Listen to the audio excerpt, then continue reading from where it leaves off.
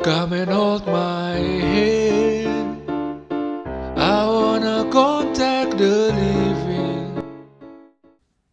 Oke, selamat datang di kuliah umum dengan topik rekayasa cerdas. Terima kasih sudah bergabung dalam kuliah ini. Saya senang mendapat kesempatan untuk sharing apa yang menjadi passion saya sejak kecil, dunia rekayasa, insinyuran, atau engineering. Sedikit perkenalannya, saya lahir dan besar menghabiskan masa kecil di Tomohon, sebuah kota yang indah di kaki pegunungan Lokon Mahau di Sulawesi Utara. Dan di sana juga setiap orang pasti ingin hidup istimewa, bukan? Sesuai dengan bakat dan minatnya. Maka ibu saya menasehati saya dengan nada bangga ya. Nah, kalau sudah besar, jadi insinyur. Dan sekolah terbaik untuk menjadi insinyur itu ada di Bandung. Jadi untuk mengejar impian itu orang harus berani membayarnya ya melalui pengembangan diri. Dan kita harus mulai dengan menuntut ilmu. Jadi tahun 1981 saya mendaftar dan diterima di ITB untuk mulai mempelajari ilmu rekayasa, on the way menjadi insinyur. Nah, apa yang saya temukan, ternyata ilmu rekayasa itu sangat menarik, luas, dan penting ya. Ia menghasilkan karya yang disebut rancang bangun. Rancang bangun ini esensinya sebuah mesin yang kuat untuk bisa memecahkan masalah manusia yang berat-berat dan sukar ya. Kuat itu karena ia mampu mengerahkan kekuatan alam. Dari akar kata ya, reka itu rancang, yasa bangun, ya rancang bangun. Engineering itu sendiri punya akar kata engine, mesin ya. Dan engine itu berasal dari kata Latin ingenium, yang kalau kita pakai istilah sekarang itu genius. Jadi rekayasawan ini problem solver orang jenius katanya ya, yang membuat mujizat mesin sebagai solusi dari masalah. Jadi saya ambil contoh misalnya begini, sederhana saja ya, rekayasa penggergaji kayu bertenaga air, hydropower sawmill. Seorang rekayasawan dipanggil ya, di kuadran 1, bisakah sebuah rancang bangun dibuat untuk menggantikan manusia menggergaji batang kayu? Rupanya capek ini menggergaji batang kayu. Ini persoalan energi, jadi dia lihat, di lingkungan ini ada air sungai mengalir. Jadi dia mengalirkan air itu ke kincir air ya, untuk memutar peralatan mesin penggergaji, lalu mesin ini beroperasi menggantikan manusia. Nah, logika kerja mesin ini saya sebut logos. Logika kerja yang kita modelkan sebagai berikut ya. Aliran air sungai itu ya di A memutar kincir air sehingga poros B itu ikut berputar, memutarkan roda gigi gearbox C. Kemudian di situ terhubung dengan piringan yang berputar D, di mana terpasang pengayuh yang menarik dorong penggergaji di E. Logika kerja atau logos dan rancang bangun ini sebenarnya sudah ditemukan lama ya. Saya juga baca cara kerjanya, itu sudah ditemukan ribuan tahun lalu. Bahkan khusus rancang bangun yang ini dibuat abad ketiga di Hierapolis, Yunani kuno, yang sekarang daerahnya Turki. Jadi jelas sekali ya, peran model ini jadi sangat penting. Logos itu ada di pikiran kita, rekayasawannya, tapi itu harus diterjemahkan menjadi model, digambar, seperti gambar yang kita lihat tadi. Ini semacam deskripsi bahasa ya, arsitektur, yang bisa dimengerti orang, terutama harapan kita ya oleh teknisi ya, supaya teknisi bisa mewujudkan mesin ini secara fisik. Nah, proses rekayasa itu sendiri, saya menuangkannya dalam 4 tahap besar ya. Tahap pertama itu memahami masalah dan kebutuhan akan kekuatan rancang bangun. Ini menggunakan logika. Kemudian, dia itu harus melihat realitas alam di sekelilingnya, ada kekuatan apa yang tersedia, dan instrumen komponen yang tersedia ada apa. Ini berpikir analogi, rasional. Kemudian, setelah itu dia temukan, maka dia kemudian mendesain logika kerja, logos ya, yang bisa memenuhi kebutuhan tadi itu. Nah, ini proses berpikir kreatif. Kalau sudah ketemu, dia membuat modelnya, dia gambar, Kemudian dia atau teknisi mewujudkan model itu ke dalam fisik rancangan bangun realistik dengan pemikiran konstruktif ya. Jadi kalau dirumuskan seperti ini engineering, ada logika, ada rasional, berpikir kreatif, konstruktif. Ilmu rekayasa ini bisa dipakai di berbagai bidang. Jadi misalnya kalau ada tugas yang manusia anggap berat, berbahaya, dan ingin diganti oleh mesin, kita panggil rekayasawan. Tugas dia menghasilkan mesin otomatis untuk menggantikan manusia. Pikir-pikir juga ya, semua orang sebetulnya ini problem solver ya. Tapi karena tidak dibekali dengan ilmu rekayasa, dia tidak tahu memanfaatkan kekuatan mesin, jadi dia capek sendiri. Jadi, saudara-saudara, dalam kuliah ini saya hendak meringkas ya prinsip-prinsip ilmu rekayasa itu ke dalam 5 kelompok. Yang nanti kita bisa pilih yang mana yang bisa terpakai untuk memecahkan masalah di bidang kita masing-masing. Bidang-bidang ini atau kelompok ini pertama rekayasa dasar ya, berdisiplin tunggal.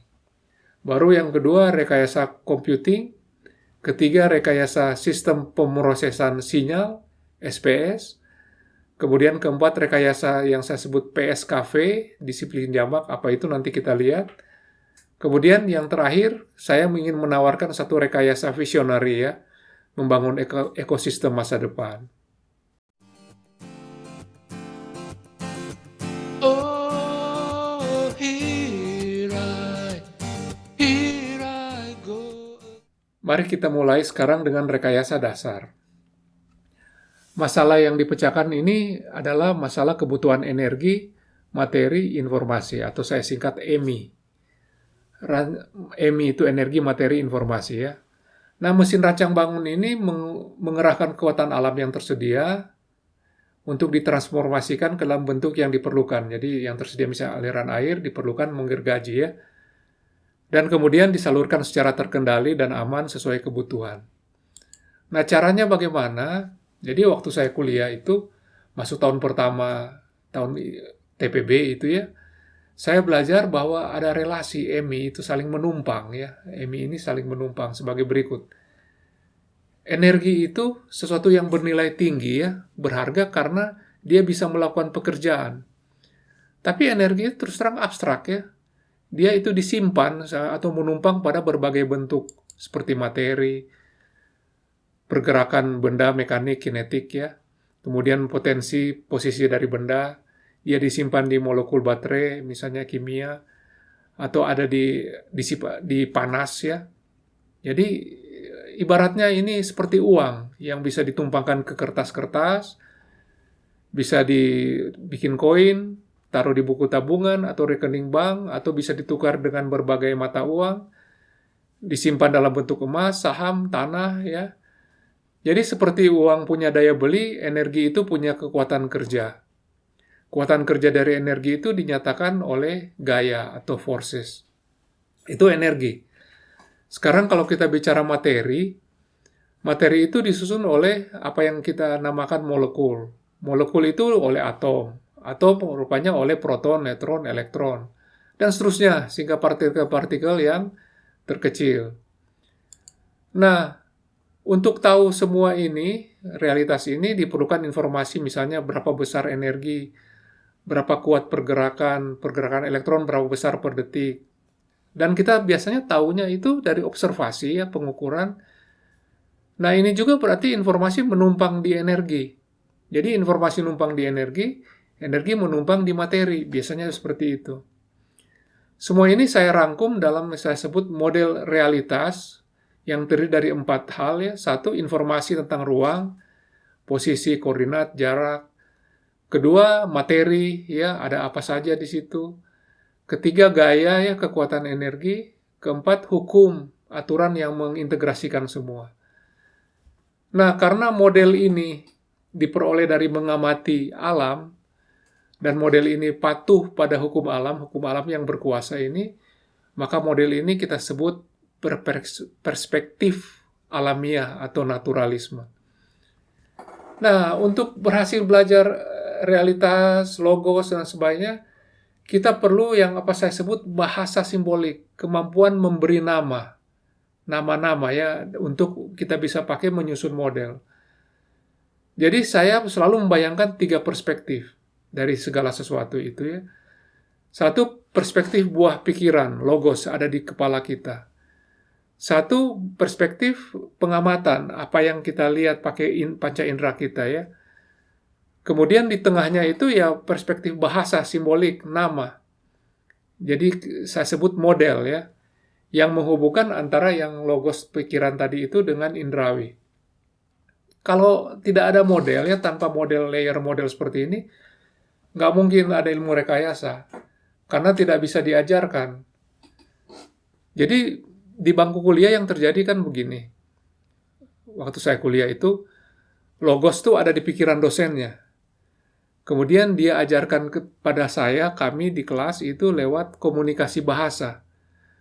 Jadi dosen itu harus menuangkan logos itu ke dalam model, nama-nama, kemudian model itu dia tumpangkan ke dalam bahasa, bunyi, yang menumpang dalam getaran molekul udara seperti yang saya lakukan sekarang. Kemudian getaran molekul ini merambat sampai ke telinga mahasiswa saya itu ya.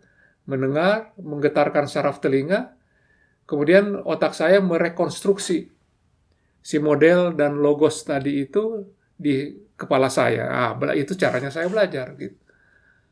Cuman memang ada beberapa hal can go wrong ya, bisa meleset dalam proses belajar seperti ini ya. Pertama, kosakata saya itu tidak sama dengan kosakata dosen. Jadi namanya tuh lain. Nah, jadi istilah-istilah model yang digunakan itu tidak bisa saya rekonstruksi karena saya tidak mengenal istilahnya. Solusinya ya susah gampang. Kita belajar prerequisite bahasa nama-nama itu lebih teratur ya. Tapi ada persoalan lain. Mungkin saya bayangkan saya duduknya terlalu jauh nih dari dosen. Sehingga energi getaran suara dosen itu terlalu kecil untuk saat tiba di gendang telinga saya, sehingga saya gagal menangkapnya. Nah, ini persoalan lain. Kita panggil insinyur, karena ini masalah bunyi itu kurang keras. Kita minta dia bikin amplifier. Jadi dosen nanti bicara di satu alat yang bernama mikrofon ya. Mikrofon ini mentransformasi getaran molekul udara itu menjadi getaran listrik. Kemudian amplifier tadi itu memperkuat energi getaran listrik itu sehingga jadi kuat. Kemudian dia lewatkan di kabel konduktor. Kemudian tiba di dekat saya, pasang alat bernama speaker. Kemudian mengubah getaran listrik menjadi bunyi. Sebenarnya solusi ini tidak perlu panggil insinyur. Cukup anak tingkat 2 ya. Karena waktu itu, tahun kedua setelah TPB, saya pilih masuk ke teknik elektro, langsung jumpa dengan kuliah namanya teori medan dan kuliah rangkaian listrik. Jadi saya belajar dari dosennya bahwa energi itu bisa menumpang ya, energi menumpang di pergerakan materi bernama muatan listrik. Itu muatan listrik itu molekul sih sebetulnya yang kelebihan elektron, muatan negatif, dan kekurangan elektron disebut muatan positif. Terus di semester berikutnya, kami itu belajar elektronika ya, elektronika 1, dan mengajarkan satu komponen yang sangat penting. Namanya transistor. Ini komponen semikonduktor, antara resistor dengan konduktor ya. Diajarkan itu penggunaannya itu bisa switch, bisa penguat. Kemudian masih di kuliah elektronika 1, kita belajar ada namanya common emitter amplifier. Oke, ini rumit ya, tapi yang pasti dari konstruksi ini yang paling penting buat kita itu RL bagi RE. Kalau kita ingin penguatan 10 kali itu, maka RL harus 10 kali RE. Nah, ini yang logos yang kita cari, supaya dia bisa memecahkan masalah, mahasiswa bisa mendengar dosen dari jauh ya. Jadi, suara dosen bisa saya dengar, jelas, lulus lah ya. Rangkaian listrik dapat A, elektronika dapat B. Ya, teori medan juga lulus, tapi jangan tanya nilainya. Karena di kuliah ini amplifier nggak begitu ngaruh ya. Anyway, semua pengetahuan itu belajar nama-nama. Perlu lulus jadi insinyur, tapi tidak bisa buat kerja ya. Tidak ada yang mau gaji saya karena tahu hukum-hukum itu dan bisa membuat penguat common emitter. sailing to the sun, where my soul belongs. Jadi kita masih harus terus berguru ini ya. Tingkat 3, tingkat 4 banyak kuliah menggunakan sistem digital. Transistor ini sekarang digunakan sebagai switch ya, yang kemudian berguna untuk membuat apa yang kita sebut register. Dan register ini dahsyat sebetulnya karena menyimpan informasi. Ditambah arithmetic logical unit, kita bisa kombinasikan itu menjadi bisa ngitung dia. Kalau kita gabung dia bisa berhitung, kita namakan dia Central Processing Unit, CPU. Nah, kalau kita masukkan CPU dalam satu chip, kita sebut prosesor ya. Kalau kita tambah memori, ya kita sebut komputer. Nah, dan hebatnya ya, kita bisa memerintah prosesor ini dengan perintah tertulis. Kita tulis kode-kode bahasa yang dia mengerti, dan dia patuh, asal kita menggunakan bahasa yang dia paham. Perintah ini kita sebut program, ya kita sudah banyak tahu. Jadi kalau rekayasa monodisiplin tadi itu mengatasi kelelahan fisik, komputer ini sekarang bisa mengatasi kelelahan otak kita ya, capek ngitung ya, dia bisa gantikan. Jadi rekayasa computing ini merancang dua hal sebenarnya secara paralel. Satu, konfigurasi register, memori, ALU tadi itu, decoder instruction dan sebagainya menggunakan transistor-transistor. Hasilnya disebut perangkat keras. Lalu yang kedua, kita menulis programnya, instruksi buat dia untuk dijalankan oleh perangkat keras. Nah, program ini disebut perangkat lunak. Jadi ada perangkat keras, sekarang ada perangkat lunak. Nah, sekarang saya argue gini, karena rancang bangun sekarang itu bisa hitung, bisa berbahasa, dia bekerja seperti sel biologi ya, ada kode-kode. Nah, ini makhluk hidup sih sebetulnya. Karena semua ciri makhluk hidup itu, ciri-ciri makhluk hidup apa sih? Metabolisme, adaptasi, berkembang biak, evolusi, itu dipenuhi oleh komputer ini. Maka saya argue logosnya ini logos makhluk hidup. Memang dia benda mati ya, tapi kalau ada benda mati ya, zaman-zaman dulu ya ada gunung besar, batu besar, pohon, patung ya, dianggap hidup sama suku primitif, mereka kan suka datang ya, terus berkomunikasi, istilahnya berdoa minta tolong. Nah ini patungnya satu, tapi request-nya bisa macam-macam. Beda request, beda doa kan gitu ya. Nah, mereka percaya kalau doa mantranya benar, kata-kata yang diucapkan benar, patung ini bisa bekerja untuk memenuhi keinginan mereka itu. Nah, cara berpikir ini kan kita sebut spiritisme. Anggap itu ada rohnya gitu. Jadi waktu tingkat 4, tingkat 5, nggak ada tingkat 5, tugas akhir ya. Saya merancang sistem menggunakan mikroprosesor, prosesor mikro ya, membuat hardware, software. Setelah merangkai hardware-nya, udah selesai, kita menulis kode dalam bahasa mesin, assembly. Nah, tidak bisa langsung jalan. Karena si kode ini ada salah-salahnya ya, jadi saya harus iterasi, saya perbaiki lagi, muat lagi ke prosesor, kemudian saya doa lagi, semoga jalannya, berharap cemas. Semoga perangkat kerasnya itu mau mengeksekusi fungsi yang saya mau. Akhirnya setelah hampir 2 tahun bikin TA ya, baru jadi. Pikir-pikir lagi, tidak jauh beda ya dengan suku primitif tadi itu. Kita kan nulis program ya, harus nulis program yang efektif, seperti nulis mantra jadinya. Dan kita berdoa semoga jalan softwarenya. Jadi logosnya itu ada di mantranya ya, bukan di patungnya. Jadi hardware-nya satu, software-nya macam-macam, hasilnya macam-macam. Jadi logika kerjanya tuh mestinya ada di software-nya ya. Nah berarti ini logika spiritisme saya bilang. Nah jadi tahun 87 akhirnya saya lulus juga ya, dapat insinyur itu dan bisa bekerja. Lebih karena kemampuan rancang bangun computing ini, karena saya bisa buat hardware dan software yang banyak orang butuh begitu. Tapi saya milih jadi dosen, cuman ya itu ya, gaji di bawah UMR, waktu mulai kerja sih asik, bikin computing, pulang barangkali istri jadi baut gitu. Jadi rancang computing kalau berhenti sampai sini asik, bisa kerja, tapi penghasilan kurang. My heart will not depend on your love, I'm saying.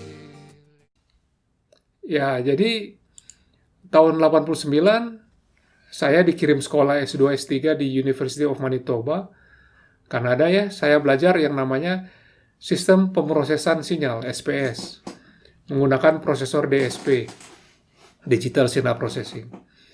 Di sini saya belajar konsep sinyal dan sistem, yang merupakan abstraksi dari rancang bangun, model rancang bangun. Ya. Jadi berbagai disiplin ini, yang macam-macam itu menggunakan bahasa model yang sama. Jadi ini menyederhanakan cara berpikir. Jadi kelebihan konsep sistem ini ya, dia menghasilkan solusi yang saya sebut magical ya, yang biasanya tidak mungkin bisa dibuat pakai cara berpikir biasa. Dengan teknologi sistem ini jadi mungkin. Ya misalnya saya sudah lulus nih jadi dosen ya, mengajar kuliah sinyal dan sistem kepada mahasiswa ini contoh saja ya. Tapi si mahasiswa ini tidak bisa ke kampus karena lockdown.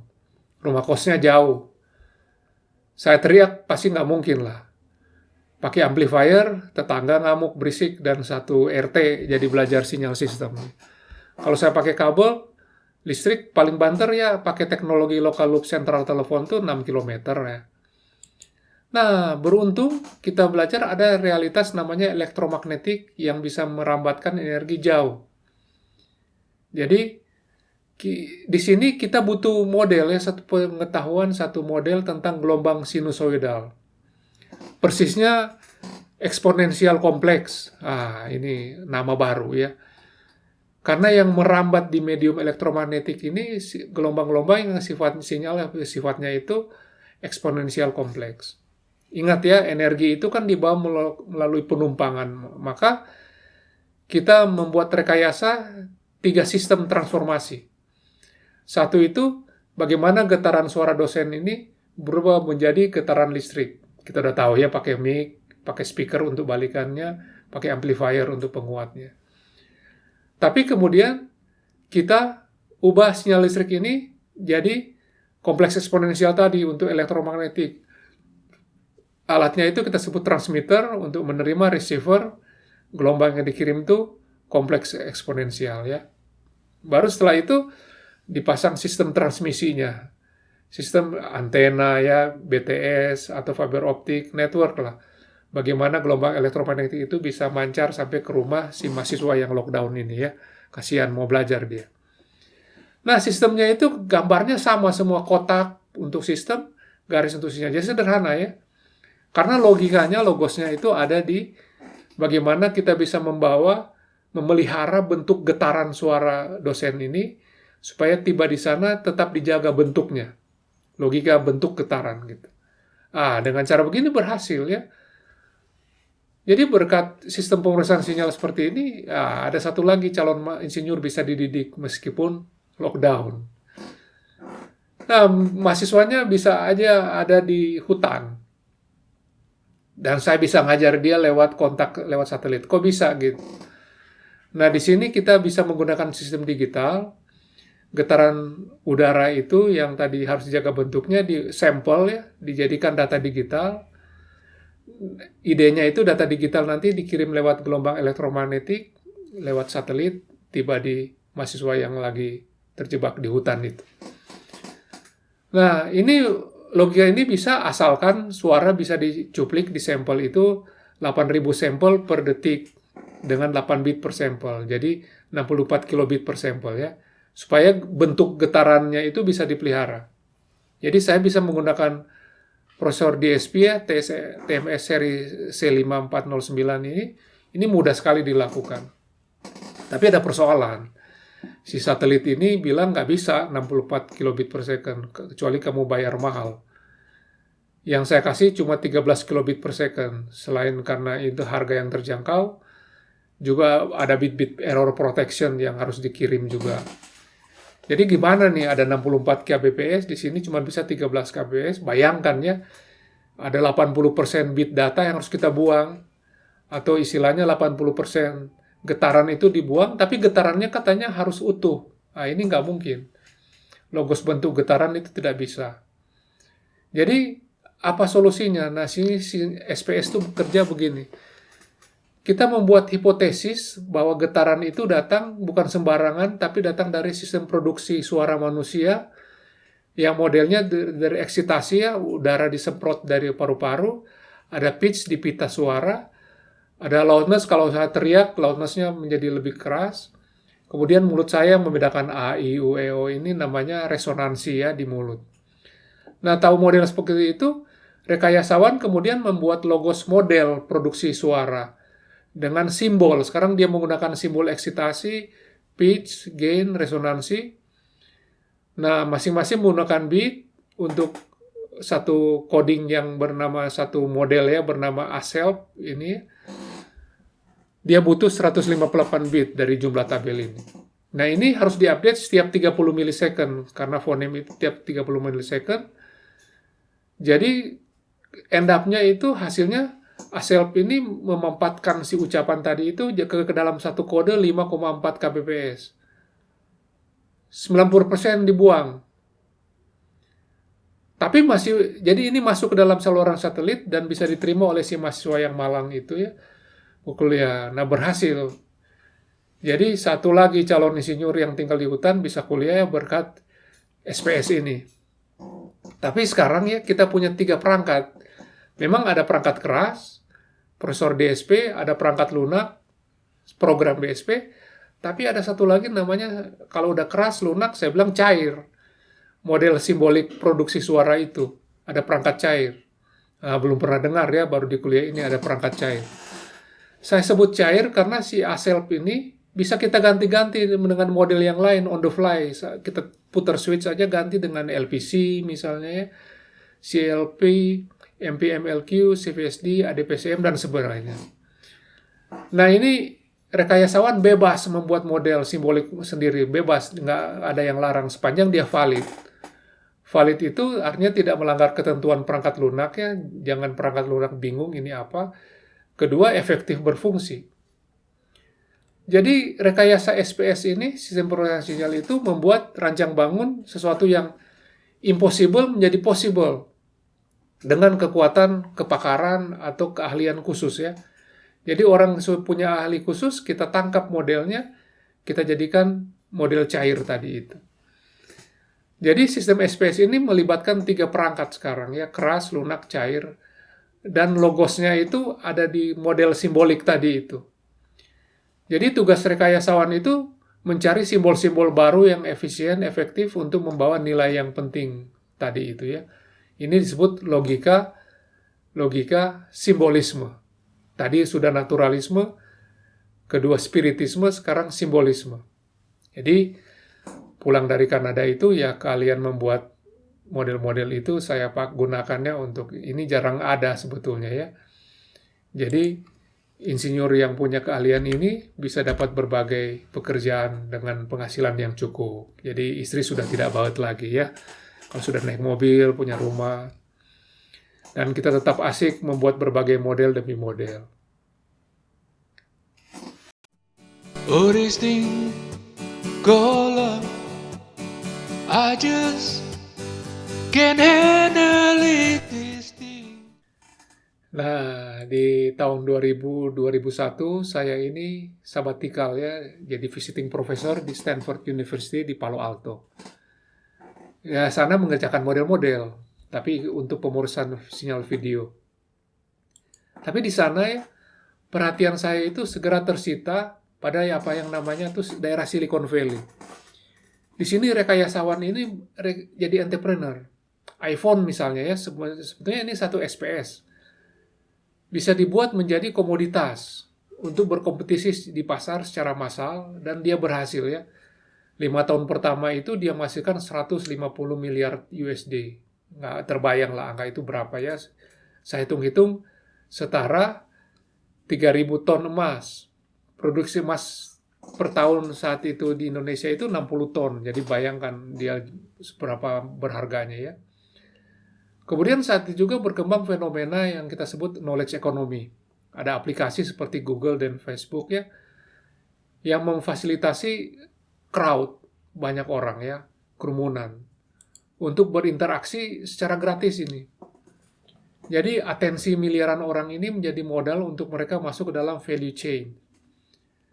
Jadi ada pergeserannya dari membuat produk kompetitif kepada membuat perusahaan organisasi yang kompetitif yang membuat produk itu. Karena dalam memberi produk, orang memilih brand. Misalnya memilih organisasi. Apple, Samsung misalnya ya. Bahkan muncul belakangan tuh organisasi seperti Alibaba, Shopee, Tokopedia, Bukalapak, Uber, Gojek, Spotify yang tidak punya produk kecuali layanan menghubungkan antara sumber produk itu crowdsource dengan crowd receivers, penerima ya. Yang mereka pegang barangkali sistem pembayarannya. Jadi sekarang untuk sukses di pasar kita butuh itu model yang lebih multidisiplin ya. Jadi sebenarnya saya argue keberhasilan produk di pasar ditentukan oleh organisasinya yang berkompetisi. Nah, jadi saya kemudian membuat model jadi extend jadi 4 ya. Perangkat keras, perangkat lunas, perangkat cair, dan perangkat gas. Nah, di mana konten yang dipertukarkan crowd itu berlogika gas, mudah menguap, ada di mana-mana. Kita jadi harus mengenal kehendak crowd itu ya dan memfasilitasinya. Jadi logos itu ada di mana-mana ya. Kalau ada di mana-mana, kita punya konsep namanya panteisme. Panteisme itu berarti yang kita patuhi itu ada di mana-mana. Nah, cuma untuk menghindari dari konotasi fisik ya, karena kalau saya bilang padat, keras, lunak, cair, gas, itu kan fisik. Kita menghindari itu, kita gunakan istilah produk, layanan, pengetahuan, nilai. Bahasa Inggris itu Product, Service, Knowledge, Values, PSKV ya. Yang di sini crowd itu dimodelkan ke dalam sistem. Jadi ini satu metafora yang menjelaskan teori PSKV ini seperti apa. Masalah di rekayasa itu selalu mulai dengan ada satu problem, bagaimana menaikkan nilai di receiver. Nah, rekayasawan itu yang kedua harus menemukan sumbernya dari mana. Jadi ini ada yang butuh, ada di siapa kebutuhan itu. Kemudian rekayasawan itu merancang sistem ya untuk mengalirkan nilai ya dari sumber itu ke receiver. Ya, saya gambarkan dengan kendaraan yang mengangkut nilai tadi itu. Nah, kendaraan ini membutuhkan tentu konstruksi jalan dari sumber ke penerima. Di sini ada yang cerdas, supirnya ya. Yang itu dia mungkin dibayar ya untuk melakukan pelayanan ini dan menerima pembayaran penerima dan sebagainya. Nah, dia juga menggunakan pengetahuan tentang rute yang paling optimal, delivery ke siapa dulu dan sebagainya ya. Jadi perhatikan bahwa solusi ini semua ini baru jalan bila ada mesin yang menjalankan mobil ini. Kalau tidak ada mesin, semua ini cuma cerita. Nah, rekayasa dari seluruh sistem ini kita sebut rekayasa PSKVS. Jadi saya mengextend konsep sinyal sistem itu menjadi logos PSKV yang memiliki dua pengguna ya, receiver di sebelah kanan dan source di sebelah kiri, dan disupport oleh lingkungannya. Nah, PSKV ini mempertukarkan value yang saya modelkan dalam mata uang, currency, beda issuer itu beda currency, tapi ada common currency-nya ya. Konsep rekayasa PSKV itu sendiri, rekayasanya sendiri adalah sebuah PSKVS. Dan ini penting sekali, tapi kita mungkin tidak punya waktu banyak ya. Esensi dari penghasilan nilai itu adalah pemampatan nilai tinggi ke dalam form berbiaya rendah. Jadi esensinya gini, kan penumpangan, selalu penumpangan. Jadi kita bagaimana memadatkan penumpangan itu ke dalam form yang berbiaya rendah. Itu esensi dari menghasilkan nilai. Kemudian kita extend order 1 itu menjadi order 2 untuk memodelkan korporasi. Nah, jadi untuk belajar memodelkan PSKV ini, saya memang harus belajar merekayasa organisasi. Tidak ada sekolahnya ini. Maka di tahun 2000 saya menjadi Direktur Pusat Mikroelektronika, 2004 Kepala Pusat Sumber Daya Informasi ITB, 2005 saya Kepala dari Pusat Penelitian Teknologi Informasi Komunikasi, 2011 saya melayani sebagai Sekretaris MWA dari ITB, Kemudian 2016-2020 saya rektor dari Universitas Kristen Maranatha. Nah, semua itu adalah tempat saya belajar untuk melakukan rekayasa organisasi ya. Membuat organisasi ini jadi kompetitif. Karena kita ingat ya, produk kompetitif itu sebetulnya organisasinya yang kompetitif. Nah, terus terang memang persoalannya jauh lebih kompleks daripada mengurus transistor tadi itu ya. Tapi kita bisa melaksanakan tugas-tugas yang kompleks ini, menangani organisasi dengan puluhan ribu warganya ya, dengan menerapkan pola pikir PSKV ini. Nah, logosnya itu datang dari naturalisme, spiritisme, simbolisme, dan panteisme tadi itu ya. Jadi dari 4 pola berpikir ini, kita bisa handle competitiveness dari organisasi yang kita pimpin. Call love, I must get round to it, I ain't ready. Crazy. Sekarang what next? Ini kita bicara setelah ini apa ya? Saya kira kita semua setuju ya. Bakat dan talenta insinyur itu tidak dimaksudkan hanya untuk kepentingan ekonomi dan keuntungan finansial semata ya. Karena we are not economic animals. Kita ini kan harus mengabdikan diri kita bagi kualitas hidup semua orang sebenarnya di abad 21 ini ya. Ada begitu banyak disruption yang membuat kehidupan manusia di abad 21 ini jauh dari istimewa. Pada akhirnya bukan cuma kita rekayasawan yang ingin hidup istimewa.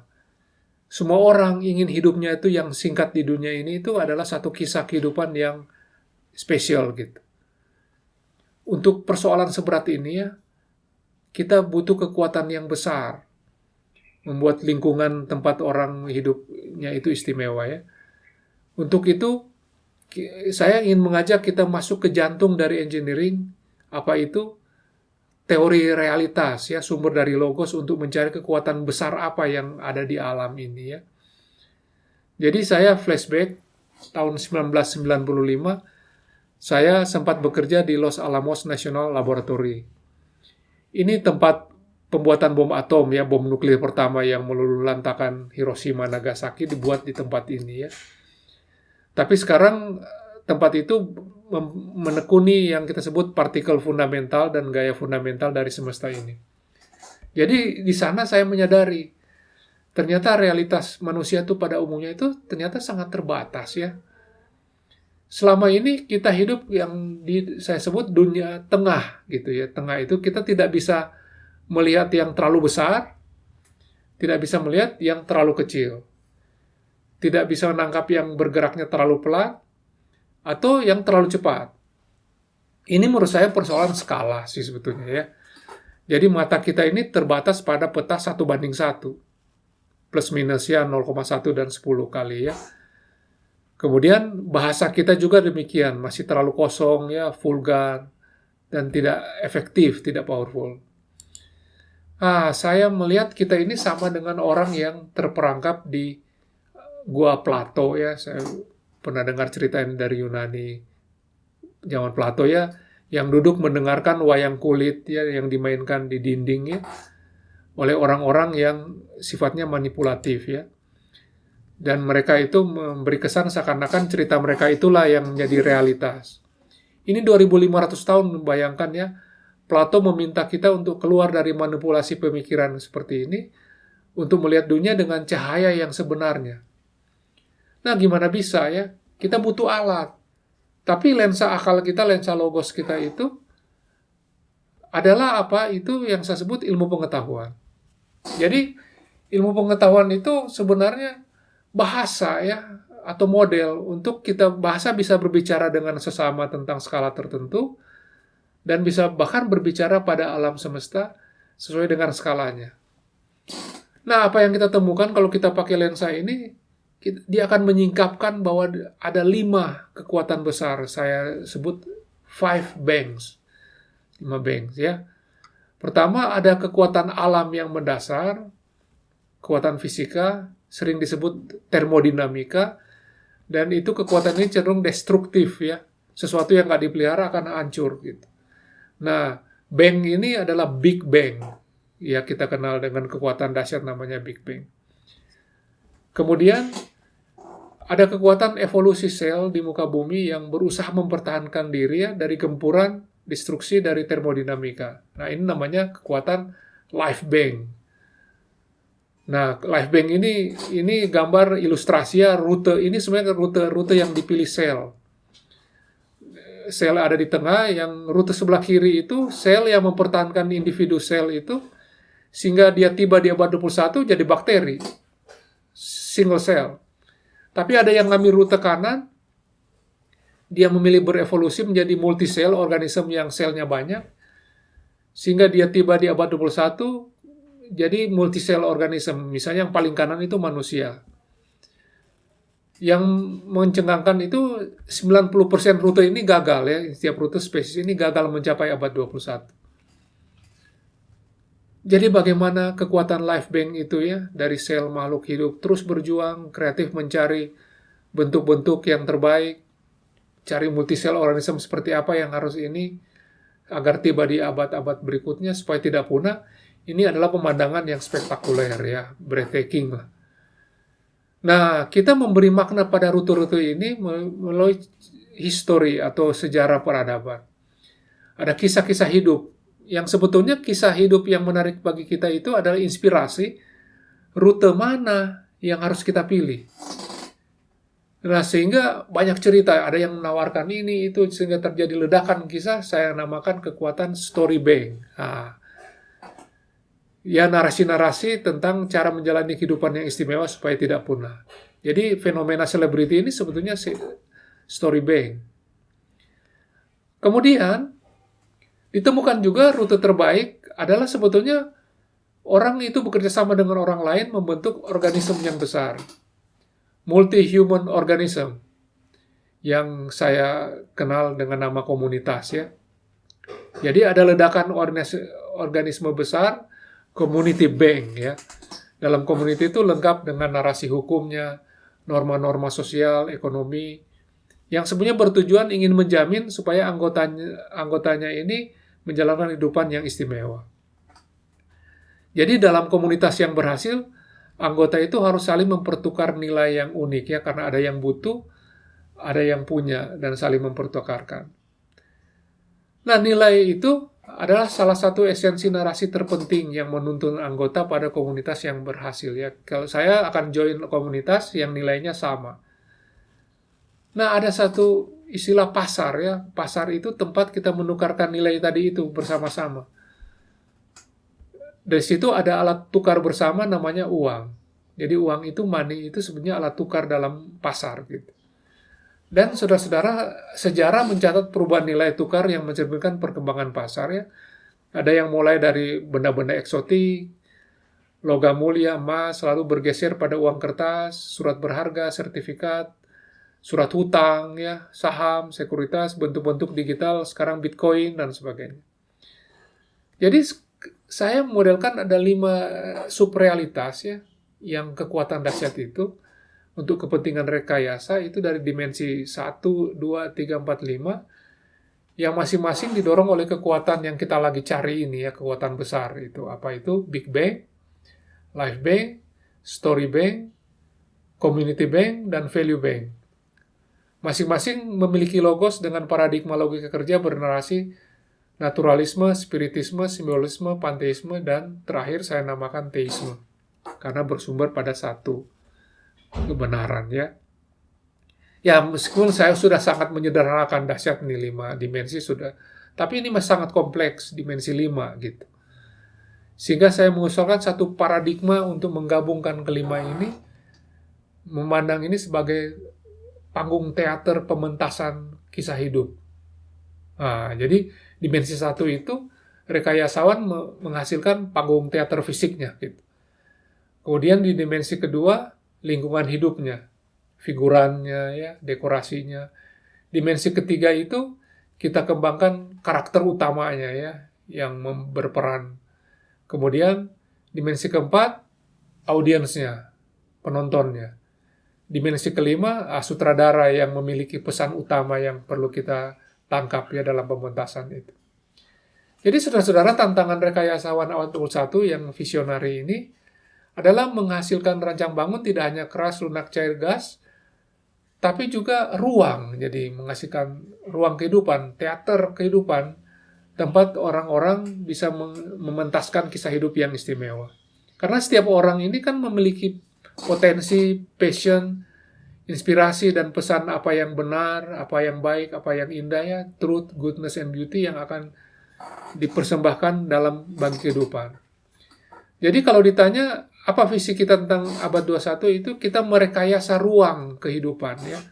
Smart environment, living environment, di mana hal-hal yang benar, yang baik, tidak hoax ya, yang baik, yang berguna, yang indah, tidak ugly gitu, dipentaskan. Dan kita kan akan bermaksud menjawab tantangan ini. Jadi, ini sebabnya kita simpulkan insinyur ini adalah profesi yang paling menarik di abad 21. Karena dia mengembangkan ruang kehidupan masa depan. Jadi, flashback ya, saya sangat bersyukur ya, punya ibu yang memberi nasihat yang tepat buat saya, jadi insinyur. Ini satu profesi yang istimewa untuk ditekuni. 'Cause I got too much life running through my veins, going to waste.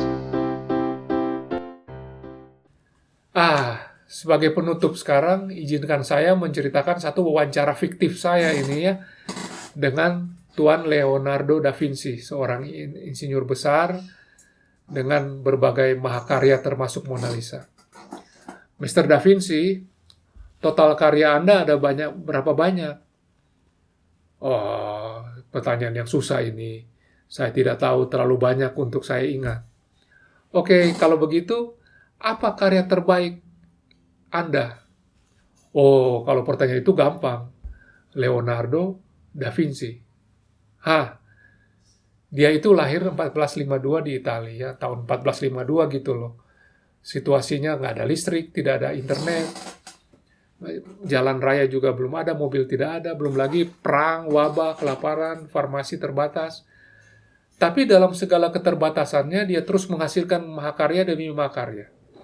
Ia berhasil menjaga stamina, kreativitas, daya ciptanya di tengah situasi yang tidak selalu konduktif.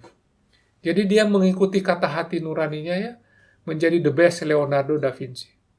Jadi saya bilang, mahakarya terbesar seorang rekayasawan yang terbesar itu adalah dirinya sendiri. Ya, saya menyampaikan terima kasih untuk kuliah umum ini. Ucapan terima kasih saya pertama kepada Sang Insinyur Maha Agung, logos dari segala sesuatu yang sudah, sedang, dan akan tercipta. Saya menyampaikan terima kasih juga kepada semua yang sudah mendukung kuliah umum ini, kelompok keahlian teknologi informasi, Sekolah Teknik Elektroinformatika, dan juga PPTIK dan Pusat Mikroelektronika ITB. Dan tentu saja saudara-saudara yang sudah meluangkan waktu mengikuti cerita saya ini, kisah tentang rekayasa ini sampai selesai. Sampai jumpa lagi, salam sejahtera, stay healthy, welcome to the world of engineering, welcome to my world.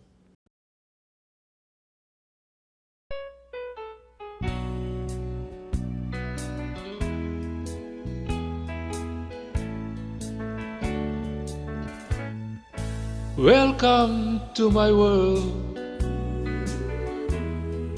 Won't you come in? Miracles, I guess, still happen now and then. Step into my heart, leave your cares behind. Welcome to my world, built with you in mind. Knock and the door shall be open. Seek and you will find. Ask and you'll be given the key to this heart of mine. I'll be waiting there with my arms unfurled, waiting just for you. Welcome to my world.